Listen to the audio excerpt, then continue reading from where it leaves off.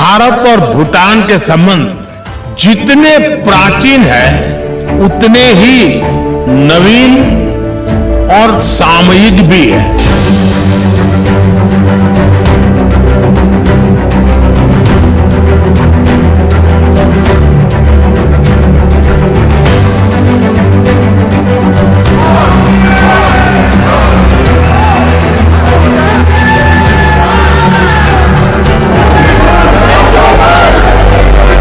दोस्तों, लोकसभा के चुनाव निकट है और प्रधानमंत्री भूटान यात्रा पे चले गए हैं ना। Shocking news. और अगर आपने गौर किया होगा तो इस खबर से चीन में खलबली मची हुई है। बहरहाल इसमें एक ऐसा राज छुपा था जो अब जाकर बाहर आया है। पूरा माजरा क्या है आज इस वीडियो में समझेंगे। दोस्तों, भूटान की तरफ से भारत को अब तक का सबसे बड़ा ऑफर दिया गया और भारत ने इसे स्वीकार भी कर लिया है। भारत भूटान को वह उपलब्धि देने वाला है जो बिना भारत की मदद के संभव ही नहीं है। लेकिन चीन भारत के इस कदम से काफी परेशान हो चुका है, क्योंकि अब भारत न सिर्फ भूटान को आर्थिक तौर पर काफी शक्तिशाली बना देगा, बल्कि चीन का भूटान के हिस्सों पर दावा भी लगभग खत्म होने वाला है।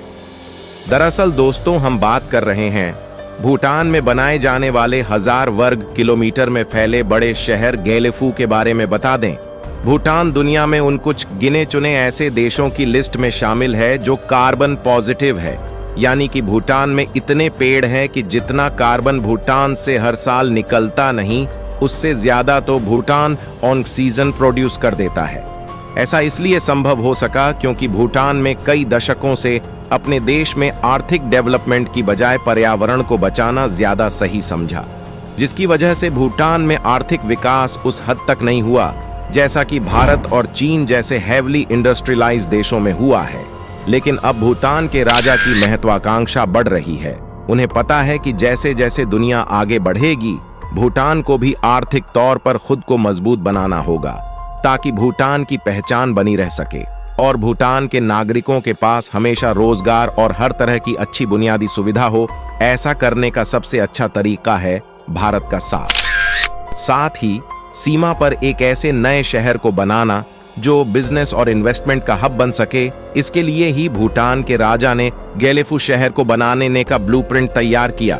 लेटेस्ट अपडेट के अनुसार भूटान इस 1000 वर्ग किलोमीटर में गेलेफू माइंडफुलनेस सिटी को बनाने के लिए भारत की मदद चाहता है और भारत ने खुशी खुशी हाँ भी कर दिया है। सब कुछ जानेंगे आज की इस वीडियो में। लेकिन वीडियो में आगे बढ़ने से पहले भूटान नरेश और प्रधानमंत्री की दोस्ती के लिए इस वीडियो को लाइक करके अपने दोस्तों से शेयर जरूर करें, क्योंकि ऐसी रिसर्च करने में हमारी बहुत मेहनत लगती है और ये आपके लिए मात्र 1 सेकंड का काम है। दोस्तों, ऐसा करके भारत कूटनीति में कितना बड़ा कदम बढ़ा रहा है, यह आपको इस बात से समझ जाना चाहिए कि चीन काफी सालों से भूटान के हिस्सों पर दावा करता है।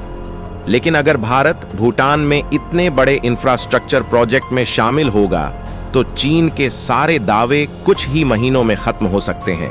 इतना ही नहीं, बल्कि इस मेगा सिटी को बनाने के प्रोजेक्ट में दक्षिण एशिया को दक्षिण पूर्वी एशिया के देशों के साथ एक मजबूत आर्थिक गलियारे से जोड़ने की क्षमता है। भूटान में बनाई जाने वाली इस मेगा सिटी से हम एक बड़ा आर्थिक गलियारा बना सकते हैं, जो भारत के असम और फिर उत्तर पूर्वी राज्य से होते हुए Myanmar, Thailand, Cambodia, Laos, Vietnam, Myanmar और फिर सिंगापुर तक विस्तार किया जाएगा। इतना ही नहीं, बल्कि इसमें बांग्लादेश और नेपाल को भी शामिल किया जाना है, जो हमारे रीजन को एक डायनामिक इकोनॉमिक कॉरिडोर से कनेक्ट कर देगा।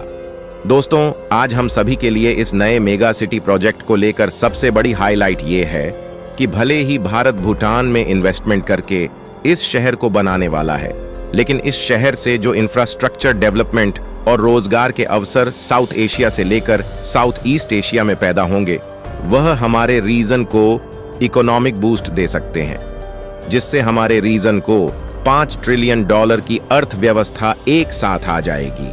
और आगे जाकर अगर ऐसा ही व्यापारिक संबंधों को बढ़ावा दिया गया तो हम सभी यूरोप की तरह एक मजबूत पार्टनरशिप भी बना सकते हैं।